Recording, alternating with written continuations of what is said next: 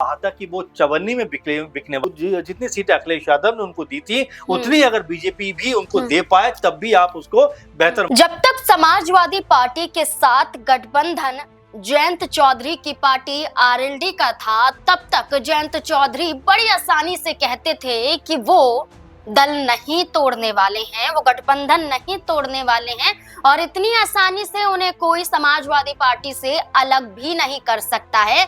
यहाँ तक ये भी कहा था कि हम चवन्नी थोड़ी हैं जो बिक जाएंगे।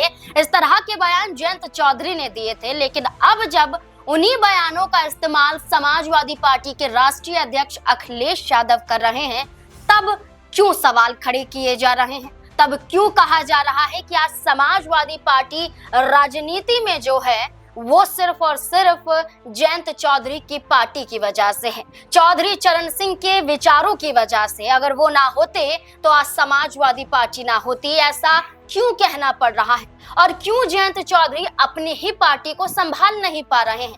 क्यों पार्टी के नेता विश्वास खत्म होने की बात कर रहे हैं और क्यों पार्टी को छोड़कर अन्य दलों का सहारा ले रहे हैं? ऐसे कई बड़े मुद्दे उत्तर प्रदेश के विधानसभा चुनाव से पहले खड़े हो रहे हैं कि आरएलडी क्या टिक पाएगी बीजेपी के साथ या फिर समाजवादी पार्टी के साथ जाना पड़ेगा।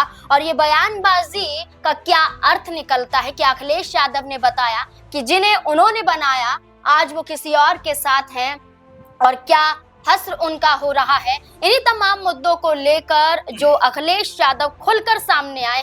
अब ऐसे में आरएलडी का स्टैंड क्या होगा ये देखना काफी अहम होने वाला है और इसी के साथ साथ कई बड़े सवाल जुड़ जाते हैं। इन पर चर्चा करेंगे। वरिष्ठ सहयोगी अमन जी हमारे साथ मौजूद हैं। सर, अखिलेश यादव का एक स्टेटमेंट जिसमें वो ये कहते हैं कि जाने कहां से आए थे गठबंधन वाले, लेकिन चवन्नी को उठाकर जिन्हें हमने रुपया बनाया आज वो किसी और के साथ हैं हमें छोड़कर। इस बयान के बाद आरएलडी की तरफ से आरएलडी पार्टी के जो मंत्री हैं अनिल कुमार, वो कहते हैं कि चौधरी चरण सिंह की विचारधारा का ये अपमान है, यहाँ पर किसानों का अपमान है, समूचे किसानों का अपमान है और यही किसान और यही जो चौधरी चरण सिंह की विचारधारा को अपनाते हैं वो 2027 के विधानसभा चुनाव में समाजवादी पार्टी को सबक सिखाएंगे। क्या लगता है कि सपा को सबक सिखाने की जरूरत है या आरएलडी को नसीहत लेने की जरूरत है? देखिए, बिल्कुल, और राजनीति का माहौल अब चरम पर पहुंचता हुआ दिखाई पड़ता है उत्तर प्रदेश में, क्योंकि देखिए 3-4 महीने के बाद में अब चुनाव का पूरा माहौल उत्तर प्रदेश में सेट हो जाएगा। ये कहा जा रहा है कि जो फरवरी मार्च के आसपास चुनाव हो सकते हैं, तो ऐसे में आप ये मानकर चलिए कि अब पूरी तरीके से चुनावी जो रणनीतियां हैं, जो बयानबाजियां हैं, अब अपने चरम पर पहुंचती हुई दिखाई पड़ेंगी। और इसी कड़ी में यहाँ पर समाजवादी पार्टी के जो मुखिया हैं अखिलेश यादव का एक बड़ा बयान देते हुए दिखाई पड़ते हैं कि जिस चवन्नी को हमने रुपया बनाया, यानी एक तरीके से वो एक पुराने बयान को ही यहाँ पर कोट करते हैं। और जिस तरह से एक समय जयंत चौधरी ने कहा था कि वो चवन्नी में बिकने वाले नेता नहीं है, इस तरह की बात कही थी, लेकिन उस वक्त उन्होंने सपा का दामन छोड़कर बीजेपी के साथ जाने का फैसला किया था। और बाकायदा जयंत चौधरी से मीडिया कर्मियों ने, रिपोर्टर्स ने ये बात पूछी थी कि भाई आप तो ये कहा करते थे चवन्नी में बिकने वाले नहीं है, तो जयंत चौधरी कहते हुए नजर आए थे कि भाई मेरे दादाजी यानी चौधरी चरण सिंह जी को जिस तरह से पीएम मोदी ने भारत रत्न दिया है, उसके बाद में नतमस्तक हो गया हूं कि उनके साथ मुझे जाना पड़ रहा है। इस तरह की बात को कहते हुए दिखाई पड़े। लेकिन अब जब चुनाव नजदीक आ रहा है 27 का, तो ऐसे में अखिलेश यादव उन्हीं तमाम जो बातें जयंत चौधरी ने कही थी सबके सामने रखते हुए दिखाई पड़ रहे हैं कि भाई जिस चवन्नी को हमने रुपया बनाया, क्योंकि आप देखेंगे कि लगभग 33 सीटों पर उन्होंने जयंत चौधरी को चुनाव में लड़ाया और इसमें से 9-10 सीटें आई थिंक जयंत चौधरी की पार्टी जीती भी। उसके बाद में जब लोकसभा चुनाव आता है तो उससे पहले अखिलेश यादव कहते हैं कि भाई हम आपको 7 सीटें देंगे लोकसभा की, आप चुनाव लड़िए। लेकिन फिर जब बीजेपी के साथ में उनका गठबंधन हो जाता है तो बीजेपी महज 2 सीटें देती है। उसके पे भी अखिलेश यादव ने तंज कसा था उस वक्त कि 2 ज्यादा होता है या 7 ज्यादा होता है। तो ये तमाम बातें थी जो अखिलेश यादव उस समय से कहते हुए दिखाई पड़े। अब जब अखिलेश यादव ने इतना बड़ा बयान दिया है तो आरएलडी की तरफ से ये पलटवार आया है कि तमाम किसानों का अपमान है, चौधरी चरण सिंह जी का अपमान है, जिन्होंने इन्होंने एक विचारधारा को क्रिएट किया और इस तरह की बात सर कहके अपमान की बात कर रहे हैं, लेकिन और सिर्फ उत्तर प्रदेश की ही बात करें, एक राज्य की हम बात करें, जी आरएलडी को क्या स्टैंड जयंत चौधरी ने दिलाया है। समाजवादी पार्टी की बात करें तो एक बड़ी पार्टी उत्तर प्रदेश में मानी जाती है बीजेपी और समाजवादी पार्टी। इसके अलावा क्या वो तीसरी पार्टी बन पाए हैं जो एक मुकाबला दे पाए, क्या लगता है? तीसरी पार्टी की बात जिक्र कर रहे हैं, खुद बीजेपी के अगर एंगल से हम देखें, एनडीए कुनबे के एंगल से देखें तो बड़ा इंटरेस्टिंग बात आपने कही, क्योंकि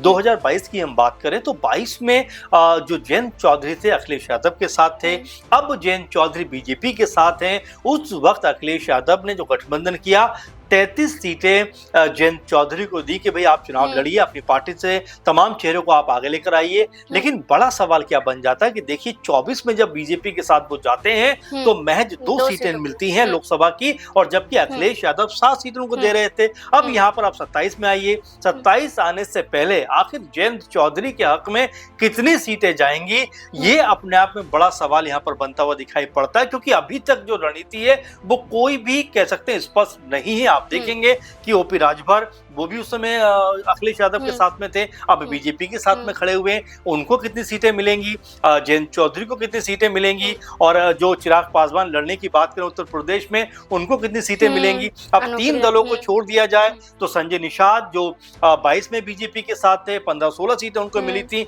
इस बार क्या उनको अधिक सीटें मिलेंगी, क्या वो भी डिमांड कर सकते हैं? एक बात। दूसरी बात, अनुप्रिया पटेल का जिक्र करना जरूरी हो जाता है कि 2022 में आई थिंक 18 के आसपास उनको सीटें मिली, उसमें से 12-13 सीटें वो जीती हुई दिखाई पड़ी, तो वो भी चाहेंगे कि भाई उनको भी ज्यादा सीटें मिले। तो यहाँ समीकरण जो है वो ऐसा लगता है बीजेपी के लिए परसोपेश वाला है, और जो जयंत चौधरी उनकी पार्टी सोच रही है कि भाई हम एक बड़ी कह सकते हैं पार्टी बनकर उभरेंगे, तो वो तो ऐसा लगता है कि अभी मुमकिन नहीं है। और गनीमत ये रहेगी कि अगर जितनी सीटें अखिलेश यादव ने उनको दी थी उतनी अगर बीजेपी भी उनको दे पाए तब भी आप उसको बेहतर मान सकते हैं।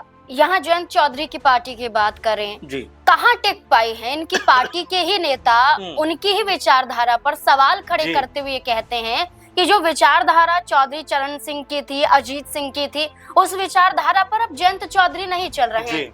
ब्राह्मण वर्ग को साधने की बात कर दी जाती है, यहाँ तक कहा जाता है जिन किसान, मुसलमान और पिछड़े वर्गों की बात करते थे उस पर जयंत चौधरी नहीं टिके हैं। अब हाल फिलहाल में आप देखिए, हमने ये देखा प्रदेश अध्यक्ष रामाशीष राय जो थे वो अपना पद छोड़ देते हैं, इस्तीफा दे देते हैं। इससे पहले कई बड़े नेता पार्टी छोड़ देते हैं। हाल फिलहाल में हापुड़ के अंदर लगभग 38 पदाधिकारी हैं और वरिष्ठ कार्यकर्ता इस्तीफा दे देते हैं कि उनकी बात नहीं सुनी जा रही है, उनका अपमान, उनके साथ गाली गलौज हो रहा है।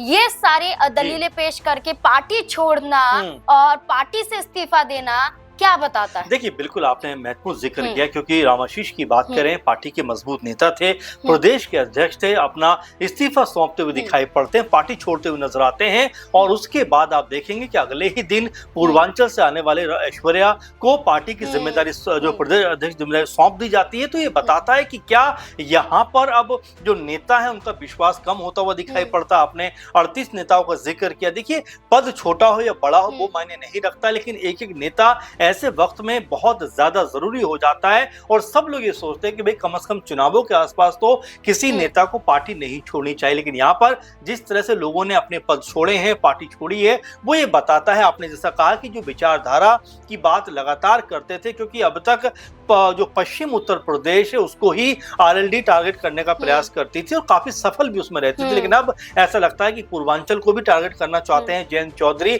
लेकिन क्या पश्चिम से लेकर पूर्वांचल तक क्या उनको सीटें मिल पाएंगी, ये अपने आप में बड़ा सवाल है। क्योंकि उन्होंने प्रदेश के अध्यक्ष ऐश्वर्या को बना तो दिया, लेकिन क्या ऐश्वर्या को प्रदेश अध्यक्ष बनाने का प्लान उनके लिए कामयाब हो पाएगा, सफल हो पाएगा, ये अपने आप में बड़ा सवाल है। किसी त्यागी को उन्होंने जिम्मेदारी सौंपी और भी तमाम ब्राह्मण चेहरों को आगे किया है, तो क्या जो अब तक वोट बैंक था, जाट और मुस्लिम का कॉम्बिनेशन था, किसानों का कॉम्बिनेशन था, पीछे जो पश्चिम उत्तर प्रदेश उसमें दबदबा था, क्या जयंत चौधरी के हाथ से अब जो वोट बैंक था क्या वो फिसलता हुआ दिखाई पड़ेगा? क्या उसको मजबूत नहीं कर पा रहे हैं? और क्या दूसरे समुदायों को टारगेट करने के चक्कर में जो लोग अब तक उनके साथ खड़े हैं उनसे अलग थलग पड़ रहे हैं? तो ये तमाम सारे सवाल हैं जो जयंत चौधरी, उनकी पार्टी को जरूर उसके ऊपर मंथन करना चाहिए, नहीं तो आने वाले चुनाव में उनके लिए मुश्किल खड़ी हो सकती है। क्योंकि आप देखेंगे समाजवादी पार्टी, कांग्रेस, बसपा यहाँ तक कि चंद्रशेखर आजाद, ये तमाम वो पार्टियां हैं जो पश्चिम उत्तर प्रदेश में भी बेहतर करने की तलाश में, और ऐसा होता है तो जयंत चौधरी के लिए स्थिति को संभालना आसान। एक चवन्नी शब्द के इस्तेमाल के बाद उत्तर प्रदेश में विवाद इतना बढ़ जाता है कि जयंत चौधरी की पार्टी समाजवादी पार्टी पर पलटवार करने के लिए तैयार हो जाती है। लेकिन क्या ये मुद्दा बड़ा मुद्दा बन पाएगा, या ये मुद्दा बड़ा बन पाएगा कि कितनी सीटें किस गठबंधन के दलों को मिलती हुई नजर आएंगी?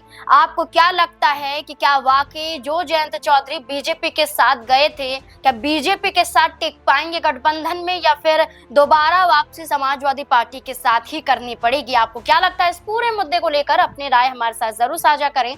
धन्यवाद।